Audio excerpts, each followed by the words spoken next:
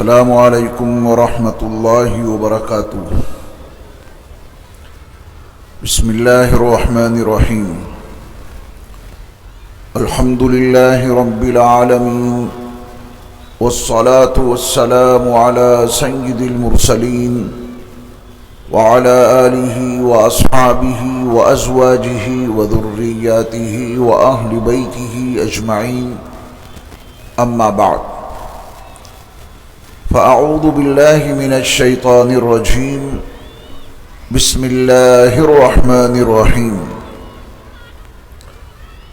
یا ایہا الذین آمنوا اتقوا اللہ وقولوا قولا سدیدا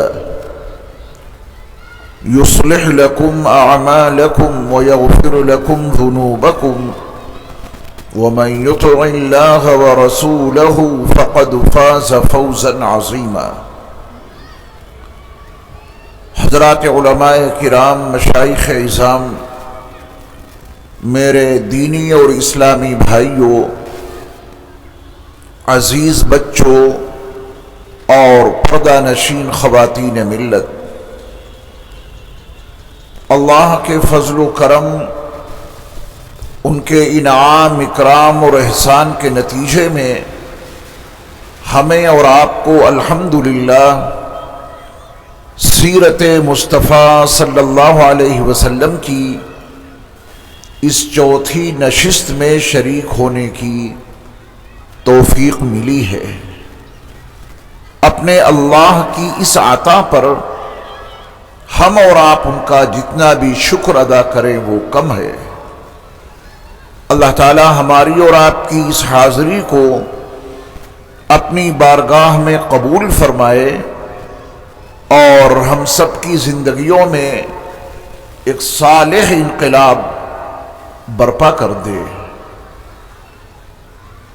آج ہماری گفتگو کا موضوع ہے معاشرتی زندگی سیرت کی روشنی میں۔ میں پوری کوشش کروں گا کہ اس اہم موضوع پر قرآن و حدیث کے تناظر میں کچھ اہم اور ضروری باتیں آپ کی خدمت میں پیش کروں۔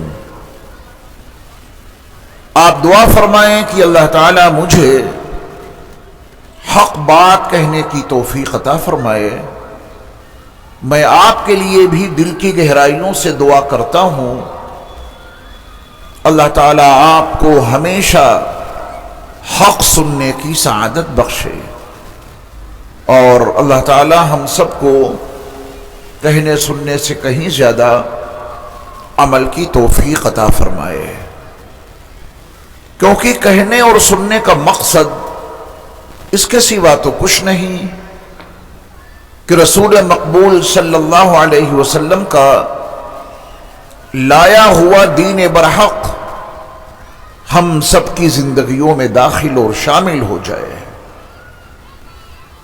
اسلام معاشرتی زندگی کا علم بردار ہے۔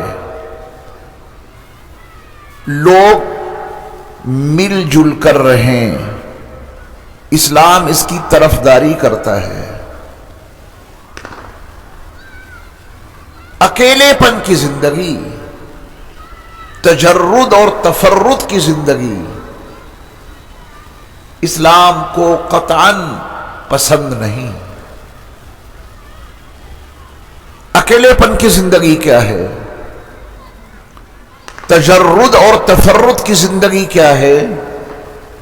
ایک آدمی اپنی بستی سے نکل جائے، کسی دریا کے کنارے، کسی سمندر کے ساحل پر، کسی پہاڑ کے غار میں، کسی جنگل میں، کسی درخت کے نیچے بیٹھ کر اکیلے پن کی زندگی گزارے، اللہ اللہ کرتا رہے، اس کے اس اکیلے پن کی وہ زندگی کتنے ہی پاکیزہ کیوں نہ ہو، مگر اسلام ایسی زندگی کو پسند نہیں کرتا۔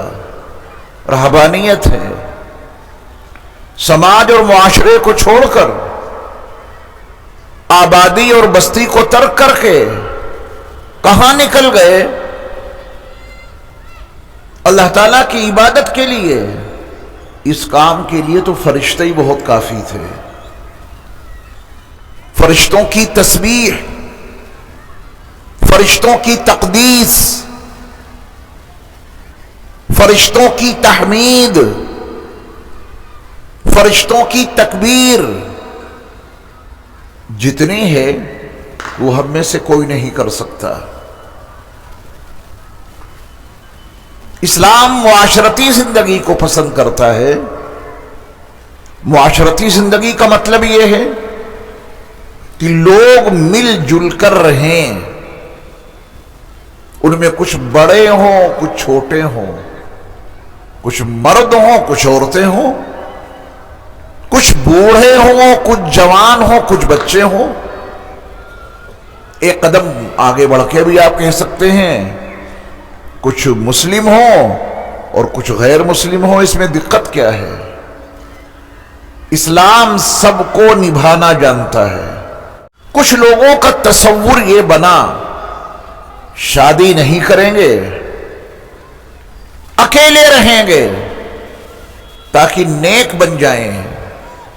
اسلام نے کہا کہ یہ تمہاری بڑی خام خیالی ہے، یہ فطرت کے ساتھ جنگ ہے، اور فطرت اپنے ساتھ جنگ کرنے والوں کو کبھی معاف نہیں کرتی۔ جس طرح انسان کو بھوک لگتی ہے تو وہ کھانا کھاتا ہے، پیاس لگتی ہے تو پانی پیتا ہے،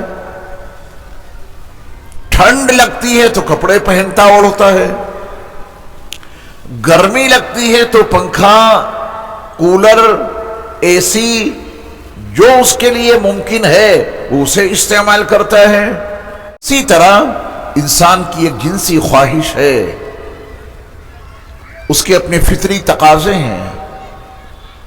یہ انسان کب تک اس سے جنگ کرے گا؟ ایک وقت وہ آ ہی جائے گا اس کی زندگی میں کہ اس کی جنسی خواہش غالب آ جائے گی اور اس کے یہ خیالات مغلوب ہو جائیں گے کہ بغیر شادی کے میں نیک بن کے رہوں گا۔ نتیجہ زناکاری کی شکل میں ظاہر ہو کر رہے گا۔ اسلام معاشرتی زندگی کا علم بردار ہے، تجرد اور تفرد کو پسند ہی نہیں کرتا۔ ازدواجی زندگی گزارو، شادی والی زندگی گزارو، وہ ایک جنسی خواہش ہے، اس کی تکمیل حلال طریقے سے ہو تاکہ اس کے نتیجے میں وہ افراد اس روئے زمین پہ نمودار ہوں جو پورے معاشرے کو نیک بنا دیں۔ اسلام دنیا کے ہر انسان کو باعزت زندگی گزارنے کا مکمل حق دیتا ہے۔ اسلام کسی کی ذلت کو پسند ہی نہیں کرتا کہ کوئی ذلیل بن کے لوگوں کے سامنے رہے، سماج کے لوگ اس کو عزت نہ دیں، اسلام اسے بھی گوارا نہیں کرتا۔ انسانی حقوق کا محافظ ہے اسلام۔ اسلام انسانی حقوق کا مکمل تحفظ کرتا ہے، اور انسانی حقوق میں 3 بڑے اہم حق ہیں ہر انسان کے۔ وہ انسان چاہے کوئی بھی ہو، وہ عربی ہو یا عجمی ہو، وہ شہری ہو یا دیہاتی ہو، وہ کالا ہو یا گورا ہو، وہ مالدار ہو یا غریب ہو، دنیا کے کسی بھی خطے سے اس کا تعلق ہو، وہ انسان ہے۔ اسلام اس کے جملہ حقوق کا تحفظ کرتا ہے۔ ان انسانی حقوق میں اس کے 3 بڑے حق ہیں، یہ دینے ہی پڑیں گے۔ نمبر 1، ہر انسان کو جینے کا مکمل حق حاصل ہے، اس کا یہ حق چھینا نہیں جا سکتا۔ اللہ نے اسے دنیا میں بھیجا، زندگی اللہ نے عطا کی، تو اسلام کہتا ہے کہ کوئی بھی انسان ہو، دنیا کے کسی بھی انسان کا یہ حق چھینا نہیں جا سکتا. دنیا کے ہر انسان کو زندہ رہنے کا مکمل حق حاصل ہے. انسان کا یہ حق دنیا کا کوئی انسان چھین نہیں سکتا. انسان کا یہ حق اگر کوئی چھینتا ہے، ایک انسان کا حق اگر کسی نے چھین لیا، اس کے زندہ رہنے کا حق چھین لیا، یعنی اسے ناحق مار دیا، تو قرآن کی تعبیر یہ ہے اس نے ایک انسان کو ہی نہیں قتل کیا. فَكَأَنَّمَا قَتَلَ النَّاسَ جَمِيعًا، گویا اس نے دنیا کے تمام انسانوں کا قتل کر دیا. یہ ہے اسلام. اس میں مومن اور مسلم کی قید نہیں ہے. دنیا کے ہر انسان کو جینے کا حق حاصل ہے. اگر کسی نے اس کے جینے کا یہ حق ناحق چھینا، سزا تو ملے گی اسے. سزا ملنے کے ساتھ ساتھ اس کے اس جرم کو قرآن نے کس انداز میں متعارف کرایا، یہ سمجھنے کی چیز ہے. اسلام کہتا ہے کہ اس نے ایک انسان کا قتل نہیں کیا. فَكَأَنَّمَا قَتَلَ النَّاسَ جَمِيعًا، یہ تو ایسا ہے گویا اس نے دنیا کے تمام انسانوں کو قتل کر دیا. جس اسلام کی یہ تعلیم ہو، اس میں حقوق انسانی کی اہمیت کو بہت آسانی سے جانا اور سمجھا جا سکتا ہے. کسی انسان نے نامساعد حالات میں کسی کی جان بچا لی. بلکتا سسکتا انسان، کھانا نہیں ہے اور کھانا نہ ملنے کی وجہ سے وہ جاں بلب ہے، مرنے والا ہے. اتنے میں آپ اس کے لیے کھانے کا انتظام کر دیتے ہیں اور کھانا اسے فراہم کر دیتے ہیں. اسباب کے درجے میں آپ نے اس کی زندگی بچا لی. ایک انسان شدت کی پیاس میں مبتلا ہے، شدید پیاس لگی ہے، جاں بلب ہے، اس کی حلق میں کانٹے ہو گئے ہیں پیاس کی شدت کی وجہ سے، وہ مرنے ہی والا تھا کہ اتنے میں آپ نے اس کے لیے پانی فراہم کر کے گویا آپ نے اس کو زندگی دے دی اسباب کے درجے میں. اسلام اس کے بارے میں کیا کہتا ہے؟ اس خدمت کو اسلام کس تعبیر میں متعارف کراتا ہے، یہ بھی جاننے اور سمجھنے کی ضرورت ہے. ایک انسان شدید مرض میں مبتلا ہے، شدت مرض کا یہ عالم کہ وہ مرنے جا رہا ہے. آپ نے اس کے لیے دوا کا انتظام کر دیا. اس دوا کے نتیجے میں وہ زندگی مل گئی اسے. آپ کی اس خدمت کو اسلام کس تعبیر میں متعارف کراتا ہے؟ قرآن سے معلوم کرو. فَكَأَنَّمَا أَحْيَا النَّاسَ جَمِيعًا، آپ نے ایک انسان کو زندگی نہیں بخشی. آپ کا یہ عمل اتنا عظیم الشان عمل ہے، گویا آپ نے دنیا کی تمام انسانوں کو حیات عطا کر دی، زندگی بخش دی. یہ ہے قرآن کی تعبیر. قرآن مجید کی اس بیان کے تناظر میں معاشرتی زندگی میں انسان کا جو سب سے بڑا حق ہے کہ دنیا کے ہر انسان کو جینے کا حق حاصل ہے، یہ حق اس سے کوئی نہیں چھین سکتا. اگر کوئی چھینے گا سزا تو ملے گی، لیکن قرآن کی تعبیر یہ ہے کہ اس نے گویا تمام انسانوں کا قتل کر دیا. اس کے منہ کو خون لگ گیا ہے. آج کسی بلکتے سسکتے جاں بلب انسان کے لیے آپ نے زندگی کا انتظام کر دیا تو آپ نے اسی انسان کو زندگی نہیں دی. یہ قرآن کی تعبیر ہے. فَكَأَنَّمَا أَحْيَا النَّاسَ جَمِيعًا، آج اس کے لیے زندگی کا انتظام کیا ہے، مزاج بن گیا، کل دوسرے انسان کے لیے تم زندگی کا انتظام کرو گے. فَكَأَنَّمَا أَحْيَا النَّاسَ جَمِيعًا، گویا کہ اس نے دنیا کے تمام انسانوں کو زندگی دے دی. قرآن مجید کے اس تصور کے ماننے والے، قرآن مجید کی ان تعبیرات کو دل سے تسلیم کرنے والے کیا کبھی کسی کا قتل کر سکتے ہیں؟ کر ہی نہیں سکتے۔ میرے ایمان والے بھائیو، سماج کو ٹٹولو، معاشرے کا تجزیہ کرو کہ ہم کسی کی زندگی چھیننے والے تو نہیں ہیں۔ حق نہیں ہے کہ کسی کی زندگی چھینے۔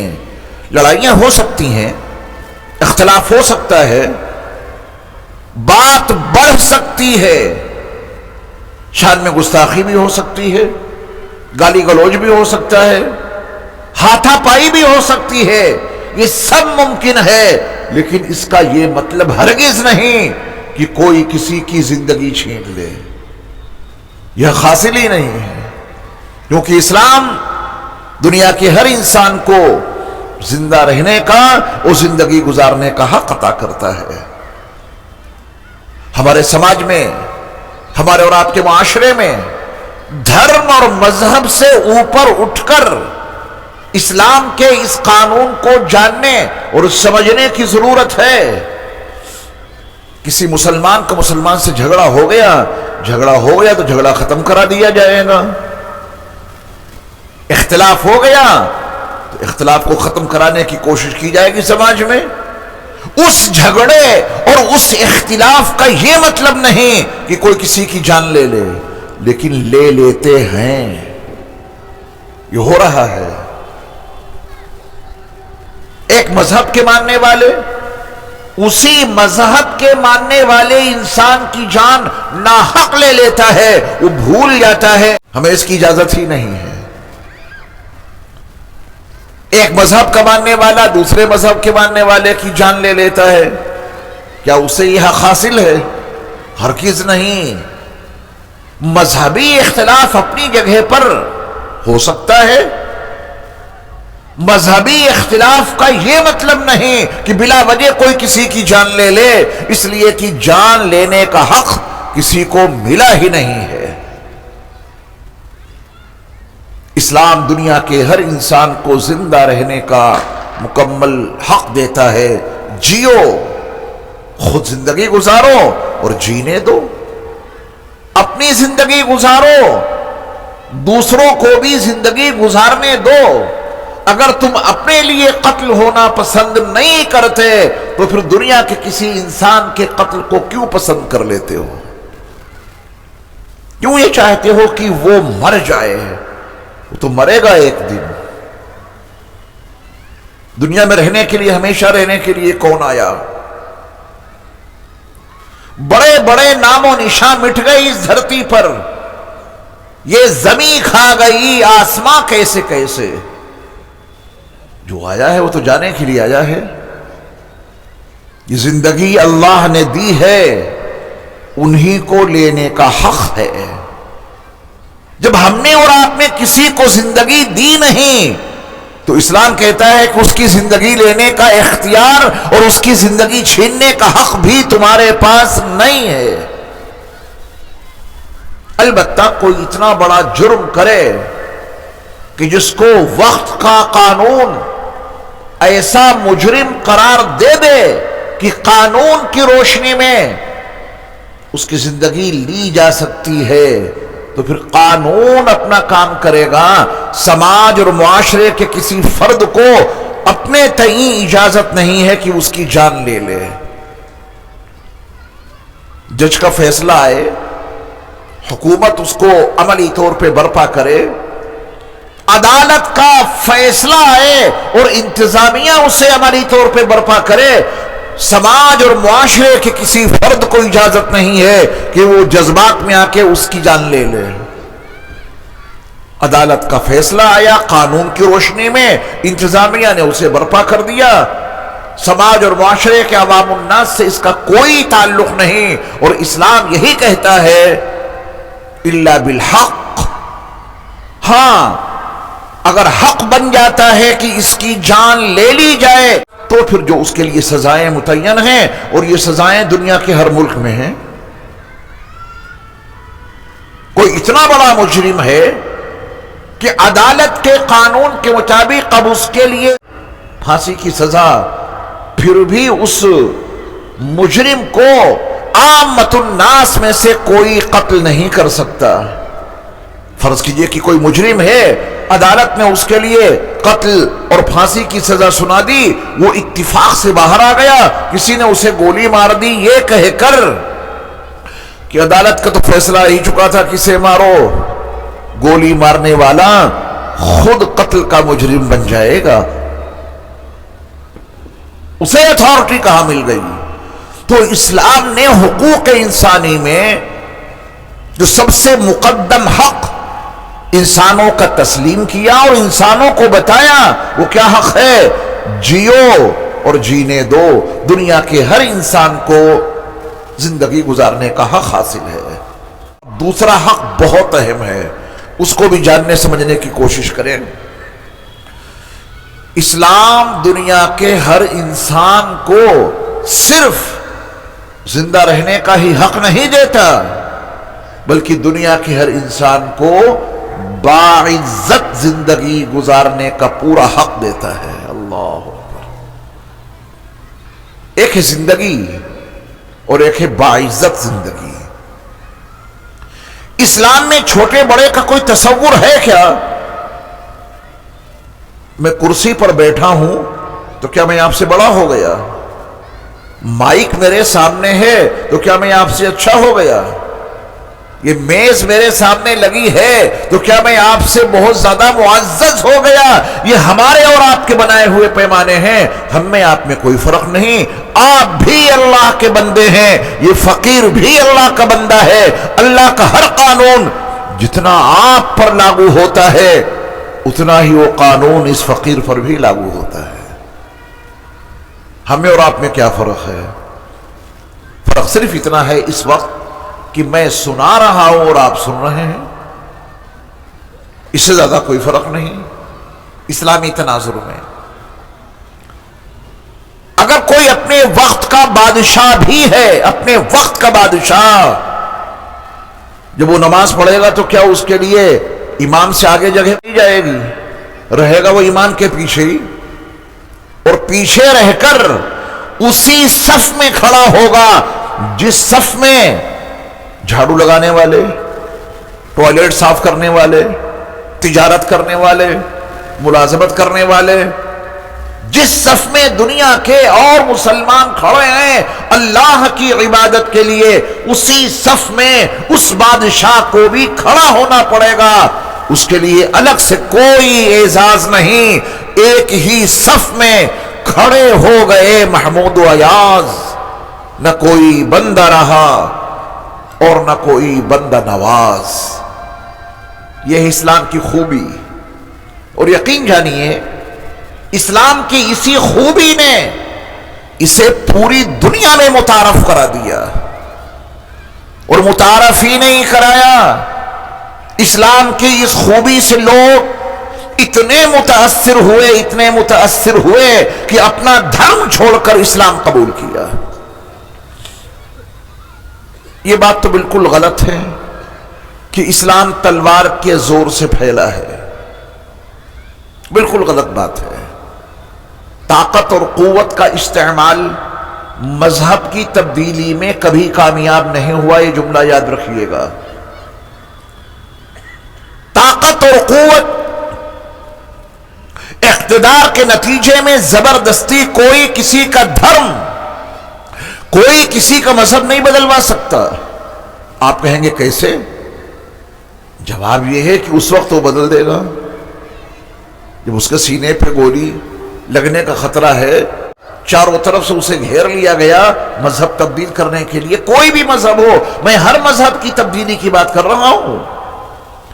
جبراً مذہب تبدیل نہیں کرایا جا سکتا، اس لیے کہ مذہب نہ زباں پہ ہوتا ہے، نہ مذہب ہاتھوں اور پیروں میں ہوتا ہے، اصل مذہب تو دل کے نہا خانوں میں ہوتا ہے۔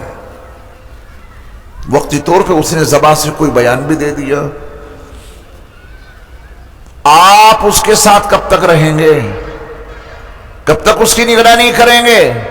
وہ کس کی عبادت کرتا ہے، کس کی پوجا کرتا ہے، کب تک آپ اس کے اوپر دھیان رکھ سکیں گے؟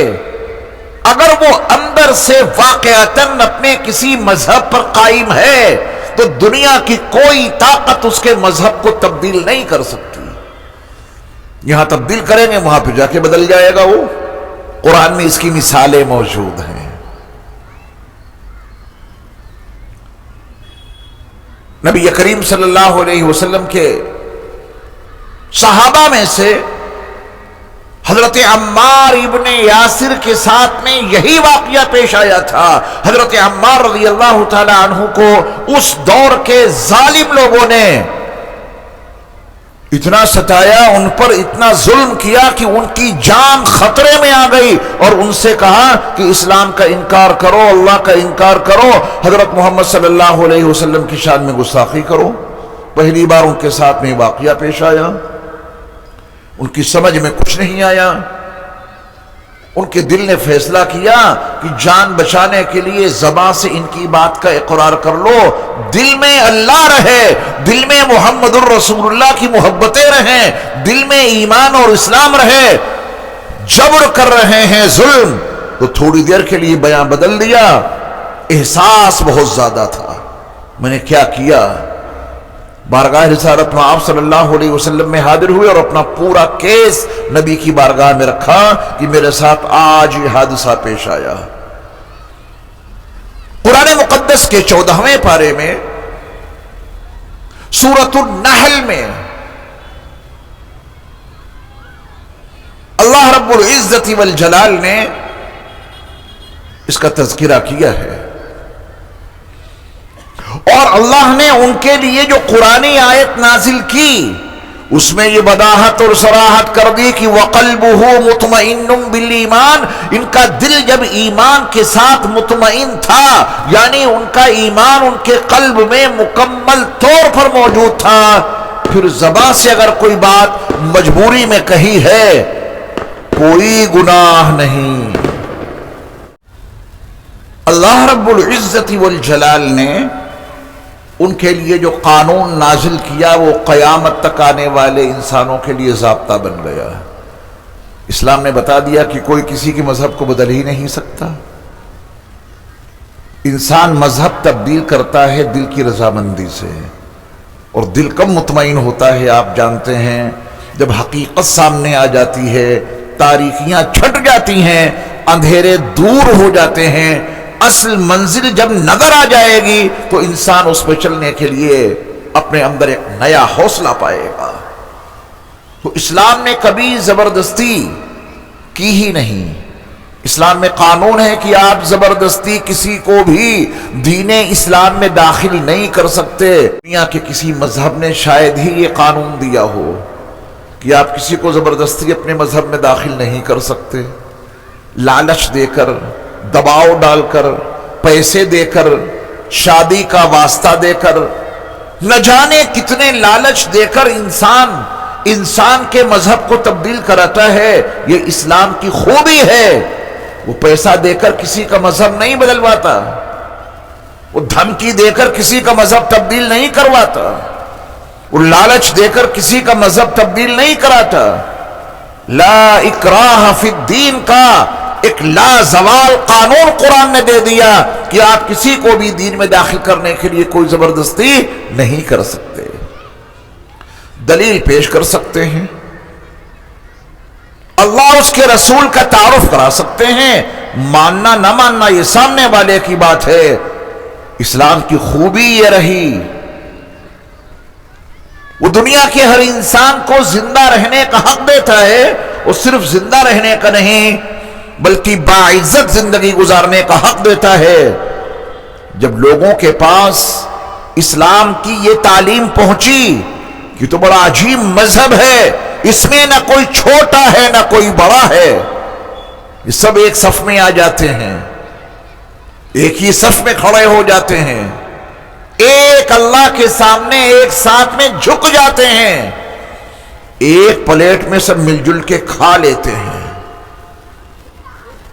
ان کے یہاں تصور یہ ہے کہ مومن کے جھوٹے میں شفا ہے.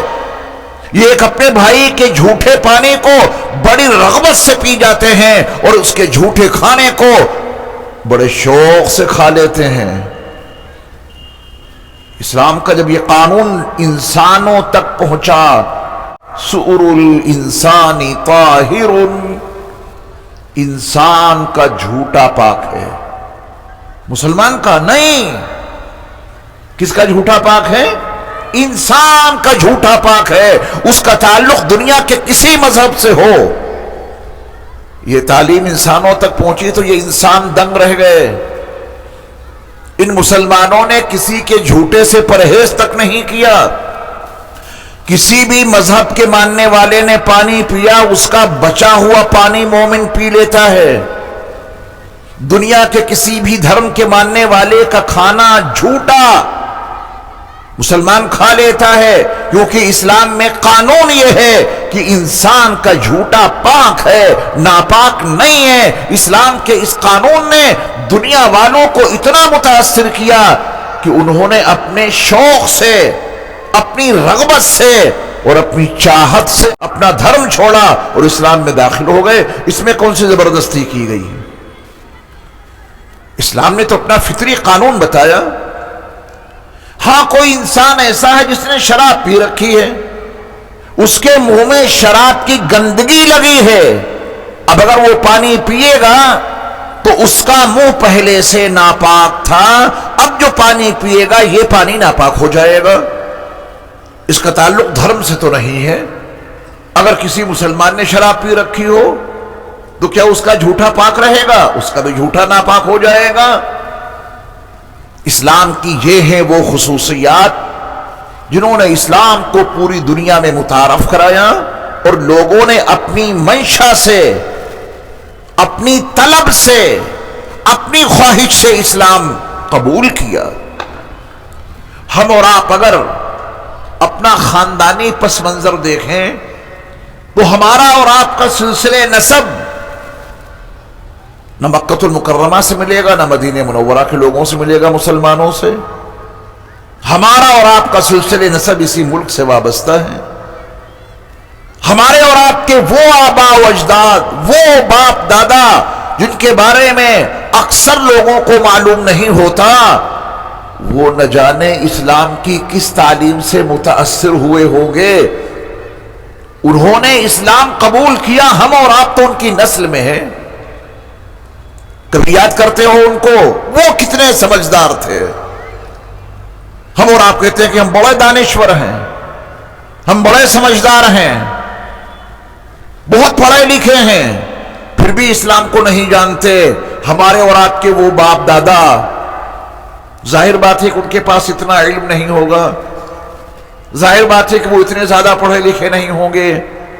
کتنے سمجھدار تھے وہ کہ اسلام کا حق، اسلام کا سچ، اسلام کی واضح تعلیمات، اسلام کی انسانیت نواز تعلیمات نے انہیں کتنا متاثر کیا ہوگا کہ انہوں نے اس دور میں لا الہ الا اللہ محمد رسول اللہ پڑھ لیا۔ ہم اور آپ ان کی نسل میں ہیں۔ وہ ہندوستانی تھے، باہر کے تو نہیں تھے، ان پہ جبر نہیں کیا گیا، طے ہے۔ ہمارے اور آپ کے ان باپ داداؤں کو اسلام پر مجبور نہیں کیا گیا۔ قانون ہے قرآن کا، لا اکراہ فی الدین، آپ دین میں داخل کرنے کے لیے کوئی زبردستی کر ہی نہیں سکتے۔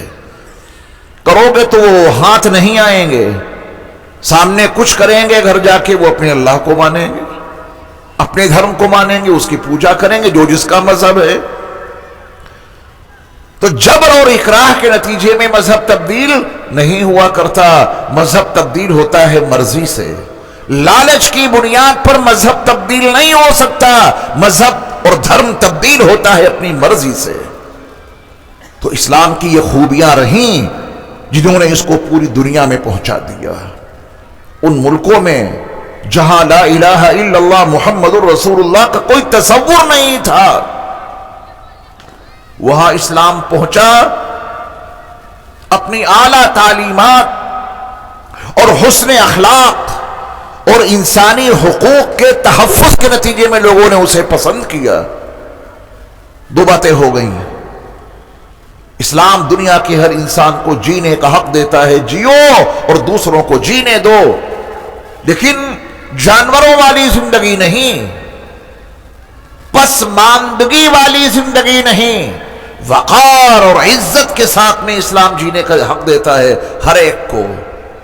اسلام کی اس خوبی نے اس اولین دور میں غلاموں کو کہاں سے کہاں پہنچا دیا، آپ سن کر دنگ رہ جائیں گے کہ وقت کا حاکم غلام کے پیچھے نماز پڑھتا ہے، وقت کا حاکم ایک غلام کا شاگرد ہے۔ حاکم وقت کو مسئلہ معلوم کرنا ہوتا ہے، وہ اپنے وقت کے غلام سے مسئلہ معلوم کرتا ہے۔ یہ ایسا کیوں ہوا؟ غلاموں کو زمین سے اٹھایا اور ہمدوش سریا کر دیا۔ یہ صرف اسلام کی خوبی ہے۔ اسلام کہتا ہے کہ جیو بھی اور باعزت ہو کے جیو۔ ان اکرمکم عند اللہ اتقاکم۔ کچھ مالداروں کا تصور یہ بنتا ہے کہ ہم معزز ہیں کیونکہ مال ہمارے پاس زیادہ ہے۔ اسلام کہتا ہے کہ تمہارا تصور غلط ہے۔ کسی کے پاس عالی شان محلات ہیں اور اس کا ذہن یہ بنا کہ ان محلوں کی بنیاد پہ میں معزز ہوں، باعزت ہوں۔ اسلام کہتا ہے کہ تمہاری خام خیالی ہے۔ کوئی اقتدار کی کرسی پر بیٹھا ہے اور اس کا تصور یہ بنا کہ میں سب سے اچھا ہوں۔ اسلام کہتا ہے کہ تمہاری خام خیالی ہے۔ عزت سکوں میں نہیں ہے، عزت محلوں میں نہیں ہے، عزت کرسیوں میں نہیں ہے۔ ان اکرمکم عند اللہ اتقاکم۔ اللہ سے جو جتنا زیادہ ڈرنے والا ہے اتنا ہی وہ باعزت ہے۔ یہ اسلام کا فلسفہ زندگی ہے۔ دو باتیں ہو گئیں۔ تیسرا حق، میں نے آج کے درس میں 3 حقوق کا انتخاب کیا ہے۔ نمبر 3، اسلام دنیا کے ہر انسان کو باعلم دیکھنا چاہتا ہے۔ علم یہ دنیا کے ہر انسان کا حق ہے، اسے ملنا چاہیے۔ علم، آپ قرآن کی اولین وحی کو پڑھیں، جبل نور کی آخری چوٹی پر بنے ہوئے غار حرا میں حضرت محمد صلی اللہ علیہ وسلم پر اللہ کی جانب سے جو پہلی وحی نازل ہوئی، جو اولین وحی کا نزول ہوا، ذرا اسے ایک مرتبہ پڑھ کے دیکھو۔ اقرأ بسم ربک الذی خلق، خلق الانسان من علق، اقرأ وربک الاکرم الذی علم بالقلم، علم الانسان ما لم يعلم۔ یہاں انسان کا تذکرہ ہے یا مسلمان کا؟ اس پہلی وحی میں انسان کا تذکرہ ہے یا اہل ایمان کا؟ پہلی وحی میں قرآن کا موضوع انسان ہے۔ علم الانسان ما لم يعلم، قرآن کی وحی نے واضح کر دیا کہ ہر انسان کا حق ہے کہ وہ علم حاصل کرے۔ کیا علم کو محدود کیا جائے گا کہ یہ علم بس اس خاندان کے لوگ حاصل کر سکتے ہیں، دوسرے خاندان کے لوگ یہ علم حاصل کر ہی نہیں سکتے؟ اسلام اسے برداشت نہیں کرتا۔ وہ کہتا کہ علم ہر ایک کا حق ہے، علم ہر انسان کا حق ہے اور وہ اسے ملنا چاہیے۔ سماج کے بہت کمزور لوگ جنہیں غلام بنا کے رکھا جاتا تھا، جانوروں سے بدتر ان کے ساتھ میں سلوک ہوتا تھا اس دور میں، بھیڑ بکریوں سے بدتر انداز میں ان کو خریدا اور بیچا جاتا تھا، غلام۔ ایسے ماحول میں اسلام آیا جب انسانوں کو جانوروں سے بدتر زندگی گزارنے پر مجبور کیا جاتا تھا، ان کے حقوق کو ضائع کیا جاتا تھا، ان کے حقوق کے ساتھ میں کھلواڑ کیا جاتا تھا۔ ایسے ماحول میں اللہ کے آخری نبی حضرت محمد صلی اللہ علیہ وسلم تشریف لائے اور آپ نے معاشرتی زندگی میں اصلاحی پہلو برپا کیے۔ یہ غلام ٹھیک ہے، غلام ہیں، لیکن انسان تو ہیں، ان کو علم حاصل کرنے کا مکمل حق حاصل ہے۔ علم کسی ایک گھرانے کی وراثت نہیں، علم کسی ایک خاندان کی ملکیت نہیں ہے کہ بس یہی لوگ پڑھیں گے۔ علم ہر انسان کا حق ہے، وہ ہر انسان کو ملنا چاہیے، کسی بھی خاندان سے اس کا تعلق ہو۔ کسی بھی مذہب سے اس کا تعلق ہو، انسان ہے تو اسے علم ملنا چاہیے۔ حد بندی نہیں کی جا سکتی کہ چونکہ تم اس خاندان کے ہو لہذا یہ والا علم تم حاصل نہیں کر سکتے۔ اسلام کی اسی رواداری کا نتیجہ دیکھیے کہ یہ قرآن جو تمام علوم کا جامع ہے، کیا اس کے لیے پابندی لگی؟ نہیں لگی۔ کیسے کیسے لوگوں نے اس قرآن کو اپنے سینے میں محفوظ کیا، اور جن کے سینے میں یہ قرآن پہنچا اللہ رب العزت والجلال نے ان کو کتنا بلند و بالا مقام عطا کیا۔ اللہ کے ہاں تو کوئی تفریق نہیں ہے۔ ہم نے اور آپ نے کچھ تفریقیں بنا رکھی ہیں کہ یہ خاندان بڑا اعلیٰ ہے اور یہ لوگ بڑے نیچے طبقے کے لوگ ہیں۔ ہم نے اور آپ نے اس کو بہت نیچ سمجھ رکھا ہے۔ ذہن بدل لو، کوئی نیچ نہیں ہے، سب اللہ کے بندے ہیں، سب اللہ کی مخلوق ہیں۔ لیکن اگر ذہن میں ہے کہ یہ بہت نیچ ہے، کیا اسلام اس کے بچے پر یہ پابندی لگاتا ہے کہ تم قرآن نہیں پڑھ سکتے کیونکہ تم اس خاندان کے ہو؟ کیا اسلام یہ پابندی لگاتا ہے کہ تم عالم نہیں بن سکتے چونکہ تم اس خاندان سے ہو؟ اسلام تو علم کو تقسیم کرتا ہے۔ دنیا کا کوئی بھی انسان ہو اسے علم حاصل کرنے کا مکمل حق حاصل ہے۔ نتیجہ پوری دنیا میں، آسٹریلیا ہو، بر اعظم یا ایشیا ہو یا یورپ ہو یا افریقہ ہو یا شمالی امریکہ ہو یا جنوبی امریکہ ہو یا دنیا کے لاکھوں جزائر ہوں، جہاں جہاں انسان آباد ہیں وہاں وہاں اللہ کلام کو پڑھنے والے موجود ہیں، حافظ قرآن موجود ہیں۔ پابندی نہیں لگی۔ ہمارے اور آپ کے ملک میں دیکھیں آپ، لاکھوں کی تعداد میں حفاظ علماء موجود ہیں، ہر خاندان سے، ہر طبقے سے آتے ہیں۔ یہاں کی زبان عربی نہیں ہے لیکن عربی زبان کا قرآن یہاں کے ہر طبقے کے سینے میں موجود ہے۔ کسی پر تنقید کیے بغیر، کسی کو برا بھلا کہے بغیر اس حقیقت کا اظہار ضروری ہے کہ یہاں کا جو قدیم مذہب ہے، بڑا پرانا مذہب ہے، اس مذہب کی جو کتابیں ہیں بنیادی، ان بنیادی مذہبی کتابوں کی جو زبان ہے اس زبان کو اس ملک کے کتنے لوگوں نے سیکھا۔ لیکن جو یہاں کا مذہب بڑا قدیم ہے، اس کی جو مذہبی کتابوں کی زبان ہے، وہ زبان یہاں کے ہر انسان کو آنی چاہیے تھی، وہ تو یہیں کی زبان تھی۔ وہ زبان ان کو کیوں نہیں آئی؟ نہ مجھے معلوم نہ آپ کو معلوم، لیکن جب آپ اس کی تحقیق کریں گے تو بات اس کے سوا کچھ نہیں ملے گی کہ ان کے ہاں پابندی تھی، یہ مذہبی کتاب بس یہ لوگ پڑھ سکتے ہیں، دوسرے پڑھ ہی نہیں سکتے۔ حق ہی چھین لیا ان سے۔ جب وہ اس مذہبی کتاب کو نہ پڑھ سکتے نہ سن سکتے، انہوں نے وہ زبان بھی نہیں سیکھی۔ وہ زبان ایک مخصوص طبقے سے ہی وابستہ رہی، اور اسلام دنیا کے ہر انسان کا حق علم تسلیم کرتا ہے۔ اس نے عربی زبان کو محدود نہیں رکھا۔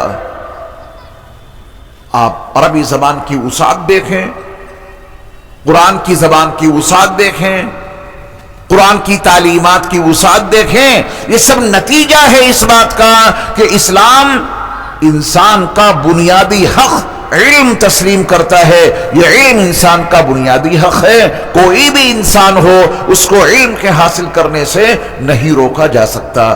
یہ تین باتیں حقوق انسانی کے حوالے سے اسلام میں ان کی کیا اہمیت ہے وہ سمجھ لی آپ نے۔ پہلا حق، اسلام دنیا کے ہر انسان کو جینے کا حق دیتا ہے۔ جیو، کوئی دقت نہیں، تمہارے اوپر کوئی اٹیک نہیں ہوگا، تمہیں کوئی نہیں مارے گا۔ اگر کوئی مارتا ہے کیا اسلام اس کی تائید کرے گا کہ تم نے بڑا اچھا کیا فلاں کو مار دیا؟ نہیں، اسلام کہتا ہے کہ تو نے آج ایک انسان کو ہی نہیں مارا، تو نے دنیا کے تمام انسانوں کو مار دیا۔ جینے کا حق سب کو حاصل ہے، اور صرف جینے کا حق نہیں، میں نے دوسرا حق کا تذکرہ کیا کہ یہ اسلام دنیا کے تمام انسانوں کو باعزت زندگی گزارنے کا حق دیتا ہے۔ جیو تو عزت کے ساتھ میں جیو۔ اللہ اکبر۔ یہاں ایسا نہیں ہے کہ صاحب آپ نے برتن کو ہاتھ لگا دیا سائیڈ سے تو پورا برتن ہی ناپاک ہو جائے. میں نے اسلام کی خوبی بتا دی کہ اسلام کہتا ہے ہاتھ لگانے سے کوئی چیز ناپاک نہیں ہوتی، انسان کا تو جھوٹا تک پاک ہے. اور اسلام نے اتنی وسعت دے دی، اور اسلام کی اس تعلیم سے لوگ متاثر ہو کے اسلام میں داخل ہو گئے تو کوئی تلوار کا استعمال ہوا اس میں کیا؟ ان کو یہ مذہب بڑا اچھا لگا کہ یہاں تو انسان کا جھوٹا پاک ہے، یہاں کوئی اونچا نیچا نہیں ہے، سب ایک درجے میں ہے. اچھا لگا ان کو، وہ آ گئے اس میں. زور زبردستی کا کوئی میٹر ہی نہیں ہے اسلام میں. اسلام نے کہا کہ علم ہر ایک کو ملنا چاہیے. اب ایسے ماحول میں جہاں علم کو خاندانوں میں محدود کر دیا گیا ہو، وہاں اسلام کی یہ تعلیم آئی کہ دنیا کا ہر انسان اپنا حق علم کے حوالے سے لے. لوگوں کو یہ بات اچھی لگی اور وہ اسلام میں داخل ہو گئے. کون سی زبردستی کی گئی؟ کون سی تلواریں چلائی گئیں؟ اسلام کی تبلیغ میں، مذہب اسلام کی دعوت دینے میں، مذہب اسلام کو آگے بڑھانے میں تلوار کا استعمال نہیں ہوا ہے. وہ اسلام اپنی خوبیوں کی بنیاد پہ آگے بڑھا ہے. اسلام اپنی اعلیٰ تعلیمات کے نتیجے میں آگے بڑھا ہے. ہم اور آپ جس سماج اور معاشرے میں بھی رہیں تو اس میں اس کے کچھ تقاضے ضرور ہوں گے. کوئی بڑا ہے کوئی چھوٹا، ان کے تقاضے الگ الگ ضرور ہوں گے. کوئی شوہر ہے کوئی بیوی، ان کے حقوق کی وضاحت بہت ضروری ہے. کوئی کسی کا بھائی ہے اور کوئی کسی کی بہن، ان حقوق کا تعین ضروری ہے. کوئی کسی کا پڑوسی ہوگا کوئی کسی کا پڑوسی ہوگا، ان کے حقوق واضح کرنے ضروری ہیں معاشرتی زندگی میں. کوئی امام ہوگا کوئی مقتدی، اس بارے میں بھی وضاحت ضروری ہے. کوئی حاکم ہوگا کوئی محکوم، ان حقوق کی بھی رعایت رکھنی ضروری ہے. کوئی بہت مالدار ہوگا سماج میں کوئی بہت غریب ہے نا، تو ان کے حقوق کا جاننا بھی ضروری ہے.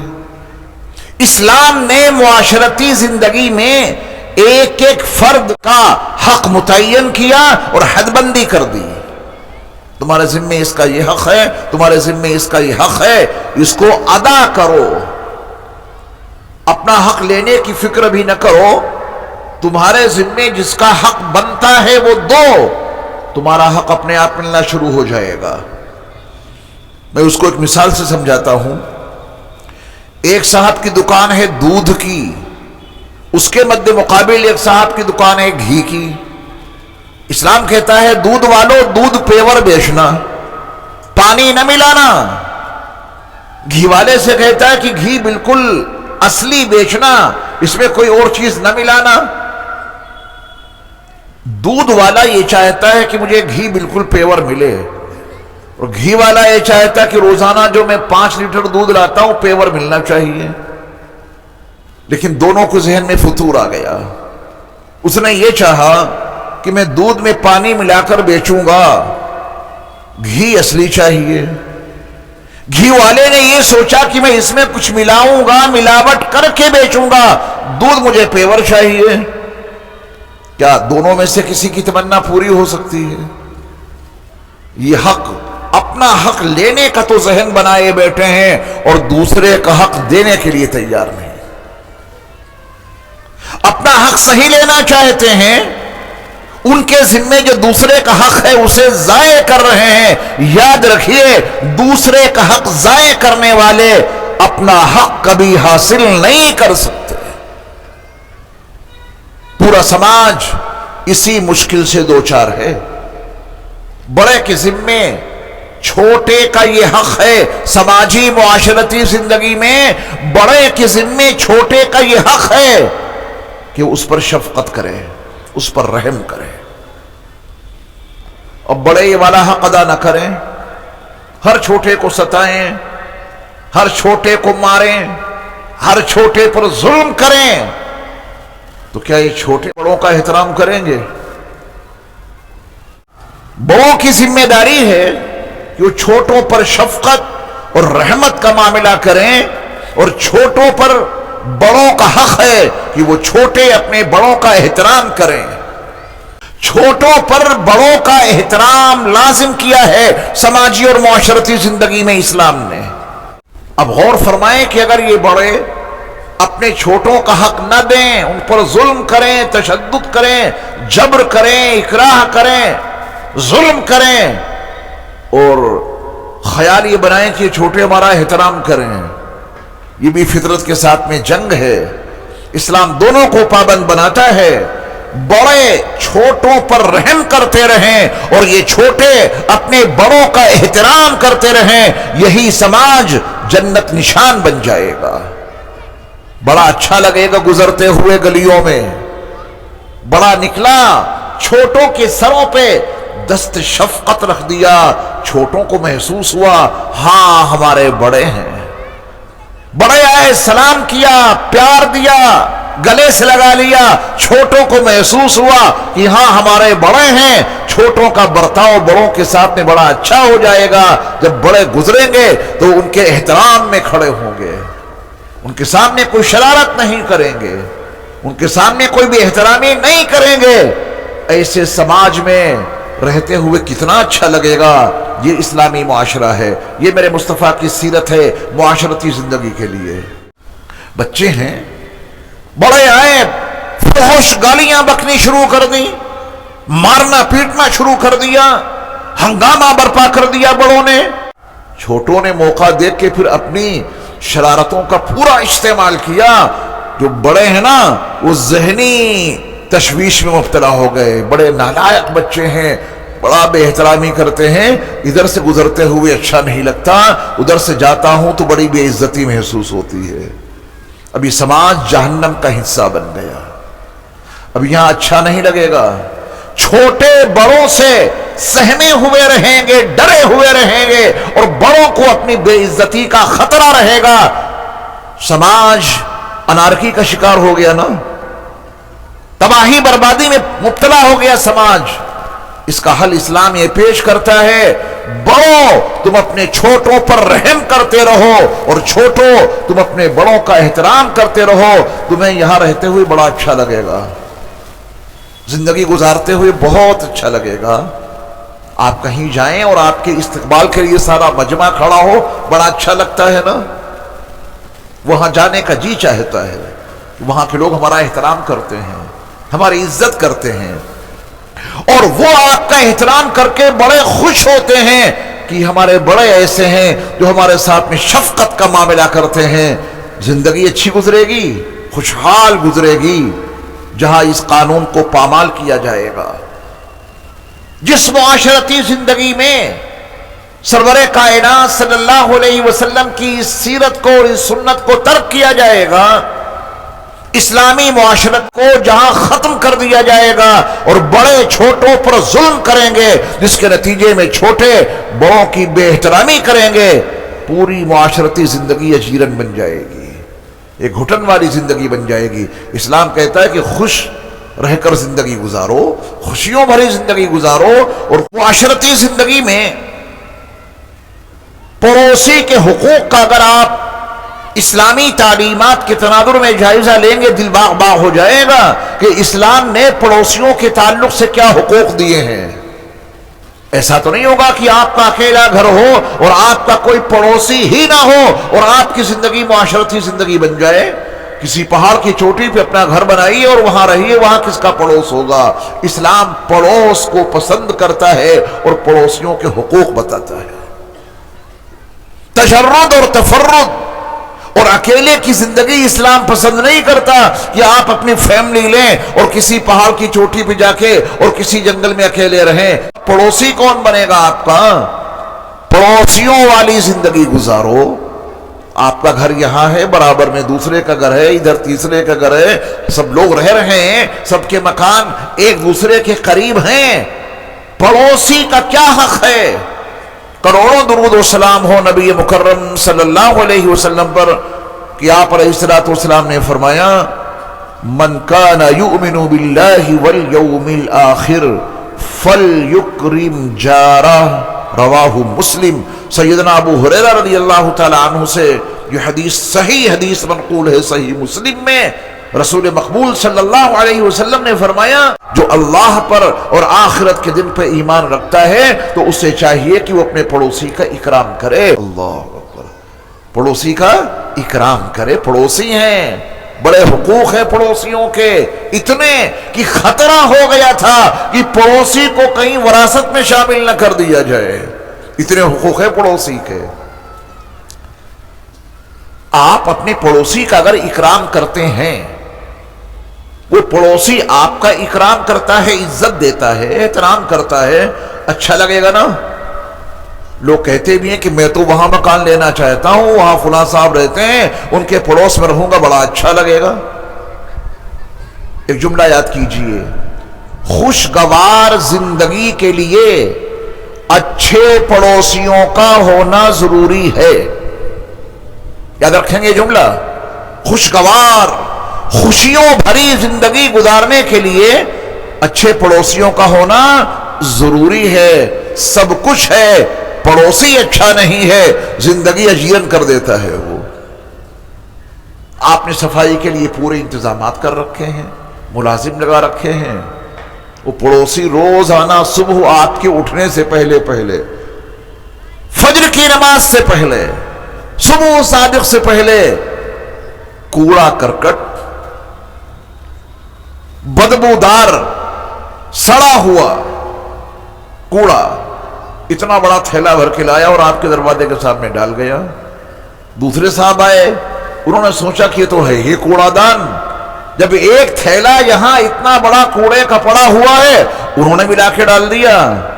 آپ کے گھر کے سامنے، عالی شان محل کے سامنے اتنا کوڑے کا ڈھیر لگ گیا، تعفن، بدبو۔ آپ نے تو ملازم لگا رکھے ہیں صفائی والے، کوڑا لے جانے والے، یا آپ کوڑا لے جا کر کے بڑے باکس میں جو حکومت کی طرف سے رکھے جاتے ہیں اس میں آپ نے اپنا کوڑا ڈالا اور دوسرے پڑوسیوں نے آپ کے گھر کے سامنے ڈالا۔ ذہنی طور پہ کتنی تکلیف ہوگی؟ کیا یہی پڑوسی کا اکرام ہے کہ اپنے گھر کا کوڑا اس کے گھر کے سامنے ڈالا جائے؟ اسلام میں بڑی سختی سے منع ہے کوئی پڑوسی کسی پڑوسی کی اذیت کا سبب بنے، کوئی پڑوسی کسی پڑوسی کو تکلیف پہنچائے۔ ایمان کا تقاضا ہے، میرے مصطفیٰ علیہ السلام نے پڑوسی کے اکرام کے لیے کس کا واسطہ دیا ہے؟ ایمان کا۔ پڑوسی کے اکرام کے لیے کس کا واسطہ دیا؟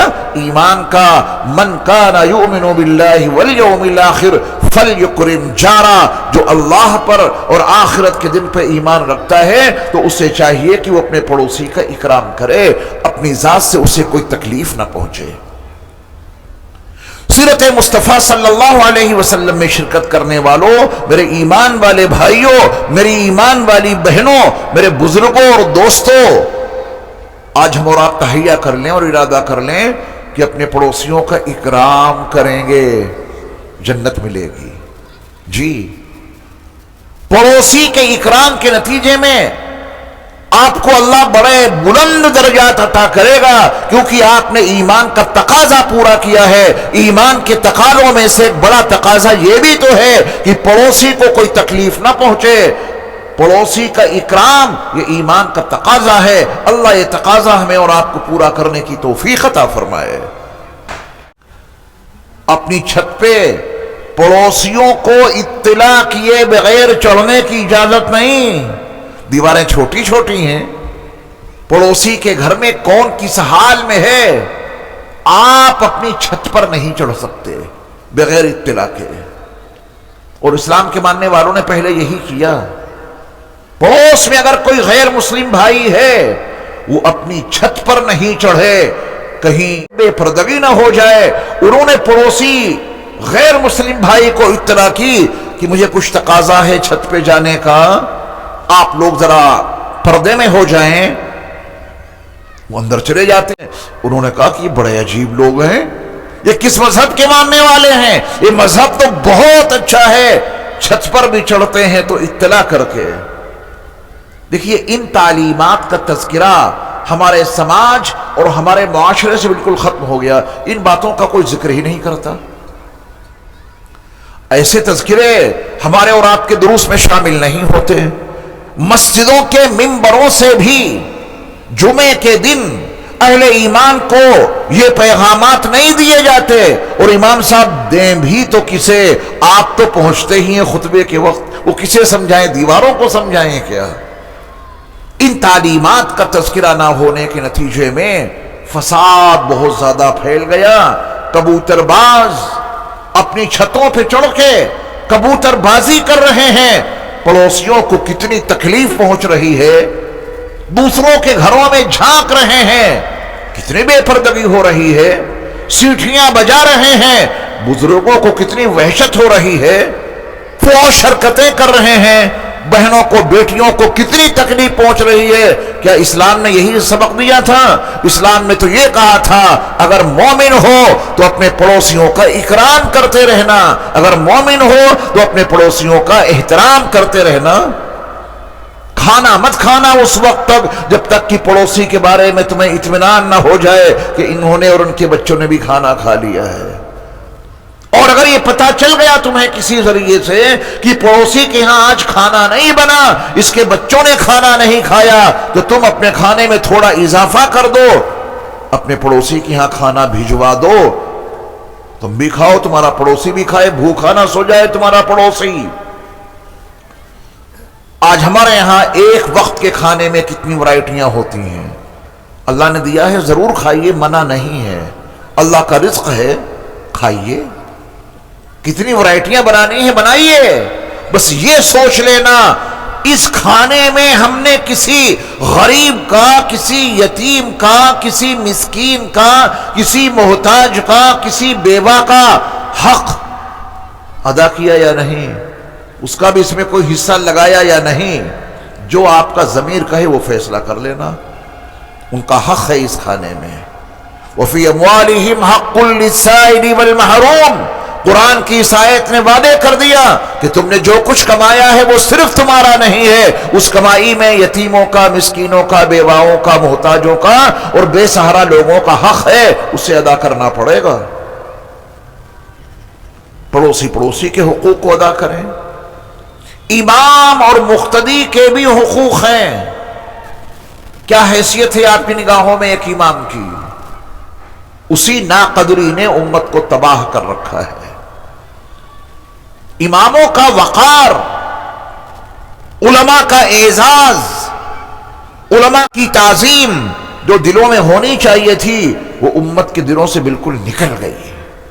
بھیانک نتیجہ یہ نکلا کہ امت کو اسلام کی بنیادی باتیں نہیں معلوم، جو ذریعہ تھا آپ کے علم میں اضافے کا، آپ نے تو ان کے ساتھ میں دشمنی کر رکھی ہے، آپ نے تو ان کے ساتھ میں جنگ چھیڑ رکھی ہے۔ انسان ہیں، معمولی باتوں کو بنیاد بنا کر آپ ان کے خلاف فتنے کھڑے کرتے ہیں۔ ذرا سی بات مزاج کے خلاف پیش آ گئی، اگر انہوں نے زہر پڑھائی ہے اور صدر محترم کے ذہن میں کوئی بات آ گئی، بولے عصر میں ان کو مصلی پہ نہیں بڑھنے دیں گے۔ اس چھوٹی ذہنیت کے ساتھ اگر جیو گے کبھی کامیاب نہیں ہو سکتے۔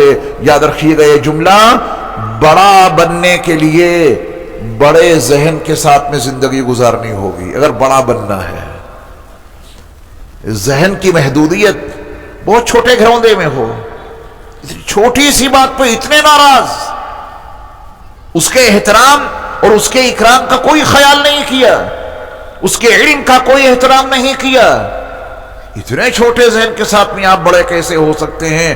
بڑا بننے کے لیے ذہن وسیع رکھنا پڑے گا، بڑا بننے کے لیے معاف کرنے کا مزاج بنانا پڑے گا، اور اسلام یہی کہتا ہے خذ العفو، معاف کر دیا کرو۔ نبی کے لیے اللہ کی ہدایت ہے، خذ العفو، میرے محبوب نبی درگزر کر دیا کیجئے، معاف کر دیا کیجئے۔ نبی علیہ السلام کی پوری زندگی تو اسی طرح گزری کہ رسول اللہ صلی اللہ علیہ وسلم کے جو دشمن تھے، میرے مصطفیٰ ان کے لیے ایسی دعائیں مانگتے تھے کہ وہ دشمن میرے مصطفیٰ کی دعاؤں کو سن کے شرما جاتے تھے کہ ہم لوگ ان کے لیے اتنا برا سوچتے ہیں اور یہ ہمیں ایسی دعاؤں سے نوازتے ہیں۔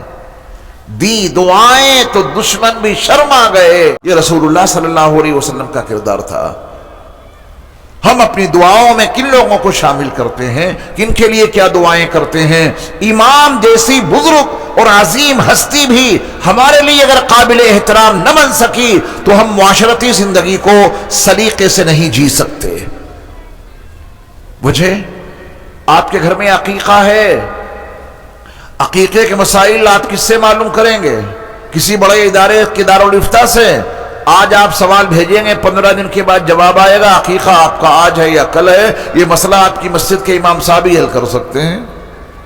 جنازے کا کوئی مسئلہ معلوم کرنا ہے، کسی بڑے ادارے کے دارالفتہ میں سوال بھیجیں گے، 1 مہینے کے بعد جواب آئے گا، جنازہ یہاں تیار ہے، یہ مسئلہ کون حل کرے گا؟ آپ کے امام صاحب حل کریں گے۔ ایک جملہ یاد کیجئے، مسلمانوں کی 24 گھنٹے کی معمولاتی زندگی کے مذہبی مسائل صرف امام حل کرتا ہے۔ یاد رکھیں گے جملہ، مسلمانوں کے 24 گھنٹے کی معمولاتی زندگی کے جو مذہبی مسائل ہیں وہ کون حل کرتا ہے؟ امام صاحب۔ آپ نے نماز پڑھی، 4 رکعت والی نماز میں 2 رکعت کے بعد آپ نے قعدہ نہیں کیا جو کہ واجب تھا، کھڑے ہو گئے، یاد ہی نہیں آیا، لاسٹ میں یاد آیا، اب ذہن کام نہیں کر رہا کہ کریں تو کیا کریں، سلام پھیرا، نماز مکمل کی، لیکن ذہن میں اور دماغ میں اور دل میں ایک تشویش ہے، پتہ نہیں نماز ہوئی کہ نہیں ہوئی۔ اس مسئلے کے لیے آپ کہاں جائیں گے؟ فوراً امام صاحب سے رابطہ قائم کریں گے کہ حضرت آج ہم نے یہ 4 رکعت نماز ایسی پڑھی کہ 2 رکعت کے بعد بیٹھ نہیں سکا تھا۔ تو امام صاحب آپ سے پوچھیں گے سجدہ سہو کیا کہ نہیں؟ آپ نے کہا کہ نہیں، تو امام صاحب کہیں گے دوبارہ پڑھ لو۔ آپ نے کہا کہ ہاں حضرت ہم نے سجدہ سہو کر لیا تھا، امام صاحب کہیں گے آپ کی نماز مکمل ہو گئی، دوبارہ پڑھنے کی کوئی ضرورت نہیں۔ آپ کی 24 گھنٹے کی معمولاتی زندگی کے جو مذہبی اور دینی مسائل ہیں، جو امام آپ کے یہ مسائل حل کرتا ہو، آپ کے نزدیک اس کی کیا اوقات ہے، کیا اہمیت ہے؟ اور آج تو ایک فیشن چل گیا ہے، عام سی بات ہو گئی ہے، سماج کے گندے لوگ جنہیں آپ بھی کہتے ہیں گندے ہیں، آپ بھی مانتے ہیں کہ سماج کے اچھے لوگ نہیں ہیں، اور وہ سماج کے گندے لوگ جب امام کو ستاتے ہیں تو آپ خاموش بنے بیٹھے رہتے ہیں۔ ان کی طاقت سے آپ ڈر جاتے ہیں اور اللہ کی طاقت سے ڈر نہیں لگتا۔ کتنے غلط فیصلے! سماج کے گندے لوگوں کی طاقت سے ڈر گئے، اللہ کی طاقت کا کوئی ڈر نہیں۔ اللہ کا قرآن جس کے سینے میں محفوظ ہے، رسول اللہ صلی اللہ علیہ وسلم کی احادیث سے جو واقف ہے، شریعت اسلامیہ کا جو ترجمان ہے، اللہ کی طرف سے اس کی مدد ہوتی رہتی ہے۔ سماج کے گندے لوگ اگر کھڑے ہوتے ہیں تو آپ کا فرض بنتا ہے ان کو سمجھائیں، افہام و تفہیم کریں۔ آپ پر ان لوگوں کا حق ہے جو غلط روش اختیار کیے ہوئے ہیں امام کے خلاف۔ لڑنے کی ضرورت نہیں ہے، بس سمجھانے کی ضرورت ہے کہ بھائی یہ امام صاحب ہیں، آپ ان کے خلاف ایسا مت کرو۔ لڑنے کی کیا ضرورت ہے؟ افہام و تفہیم کی جائے۔ یہ ہماری سماجی اور معاشرتی زندگی کے بنیادی ستون ہیں، اگر ہم نے ان کو صحیح رکھا تو ہماری معاشرتی زندگی انشاءاللہ بہت اچھی ہو جائے گی۔ میاں بیوی صرف شہوانی ضرورت پوری کرنے کے لیے، نفسانی خواہش کی تکمیل کے لیے نہیں۔ قرآن کی آیت جس دن آپ کی سمجھ میں آ گئی، دل کی دنیا بدل جائے گی۔ اللہ رب العزت والجلال نے میاں بیوی کی اس دیواجی زندگی کو اپنی نشانیوں میں سے ایک نشانی قرار دیا ہے۔ پڑھ لینا موقع ہو، 21ویں پارے میں سورۃ الروم کے اس رکوع میں جس میں اللہ کی آیات کا تذکرہ ہے۔ اللہ نے وہاں ایک مرد اور ایک عورت کی اس دیواجی زندگی کو جو میاں بیوی بن کر وہ گزارتے ہیں، اللہ نے اس زندگی کو اپنی نشانیوں میں سے ایک نشانی قرار دیا ہے۔ حقوق بتائے ہیں، شوہر کے ذمے یہ حق ہے اور بیوی کے ذمے یہ حق ہے۔ اگر شوہر اپنی بیوی کا حق ادا کرتا رہا، بیوی اپنے شوہر کے حقوق کو ادا کرتی رہی، رب کعبہ کی قسم وہی گھر جنت نشان بن جائے گا، بہت سکون کی گزرے گی، مزہ آ جائے گا، چاہے جھوپڑی میں رہ رہے ہوں۔ اور اگر حقوق کی ادائیگی نہیں ہے زندگی تباہ ہو جائے گی، چاہے 2000 گز کی کوٹھی میں رہ رہے ہوں، ان کوٹھیوں میں سکون نہیں ہے، ان موٹے موٹے گدوں میں سکون اور چین نہیں ہے، بینک بیلنس میں سکون نہیں ہے، بڑے بڑے کارخانوں میں اور عالی شان قسم کی گاڑیوں میں چین اور سکون نہیں ہے۔ سکون اور چین تو اس زندگی میں ہے جسے اللہ اور اس کے رسول صلی اللہ علیہ وسلم کی تعلیمات اور ہدایات کی روشنی میں گزارا جائے۔ اولاد اس کے بھی حقوق ہیں، بھائی بھائی ان کے بھی حقوق ہیں۔ غرض یہ کہ اسلام معاشرتی زندگی کو پسند کرتا ہے، تجرد اور تفرد کی زندگی کو بالکل پسند نہیں کرتا۔ معاشرتی زندگی میں اسلام دنیا کے ہر انسان کو جینے کا حق دیتا ہے، معاشرتی زندگی میں اسلام دنیا کے ہر انسان کو باعزت زندگی گزارنے کا حق دیتا ہے، معاشرتی زندگی میں اسلام دنیا کے ہر انسان کو علم حاصل کرنے کا مکمل حق دیتا ہے۔ سماجی معاشرتی زندگی میں اسلام ہر طبقے کے ہر فرد کو واضح ہدایت دیتا ہے، اس کی تعلیمات، اعلیٰ تعلیمات، اخلاق کا چیپٹر پڑھیے اسلام کا۔ اسلام میں اخلاق کی کیا اہمیت ہے؟ مسکرا دیا آپ نے، مسکرا کے کسی سے ملاقات کر لی، میرے مصطفیٰ نے کہا کہ تم نے صدقہ دے دیا۔ اللہ اکبر! یہ خالی پیسوں کا ہی صدقہ نہیں ہوتا میرے ایمان والے بھائیوں، مال سے بھی صدقہ ہوتا ہے۔ میرے نبی علیہ السلام نے فرمایا کہ کسی سے مسکرا کے اگر مل لو گے تمہیں اس میں اللہ صدقے کا ثواب عطا کرے گا۔ تمہاری ایک مسکراہٹ سے سامنے والے کے دل کا غم اگر ہلکا ہو جاتا ہے تو پھر یہی تمہارا مسکرا کے ملنا صدقہ بن جائے گا۔ اسلام کی اتنی اعلیٰ تعلیمات ہیں اخلاق کے حوالے سے، لیکن مسلمانوں کو کتنی تعلیمات کا علم ہے؟